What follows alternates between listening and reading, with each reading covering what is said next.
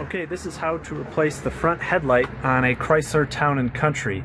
The only tool you will need is an 8mm socket wrench. You could also use a regular wrench. And you're going to be removing 3 screws or bolts. You could use a screwdriver too. 1, 2, and 3.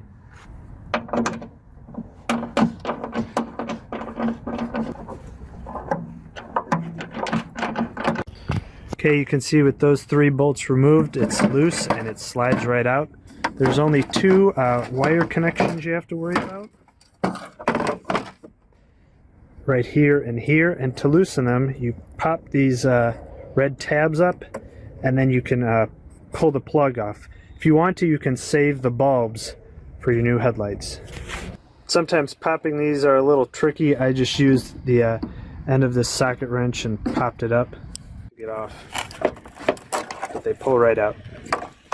And like I said, if you want to reuse the bulb, as you can see, this one's broken. They just twist in and out. But those could be corroded in there. You got to pop them off. And we were able to pick up this headlight on eBay. It's brand new and it was $55. And same process, putting it back on, pushing the tab, and then lock it down.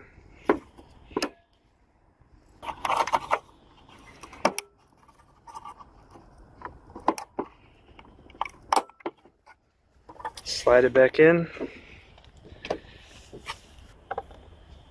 Same screws. So you can see a new headlight isn't that big a deal. It's just one tool and it takes about 5 minutes. Well, I hope you liked the video you just watched. If you did, feel free to subscribe by clicking the button on this side. You can also check out all the videos I've done, the playlist from things I've built, things I've fixed, home repair, 3D printing, and on this side you can check out a recommended video similar to the one you just watched. And as always, down in the description I'll put a link to my blog, which has more pictures and more information about the video you just watched. Thanks.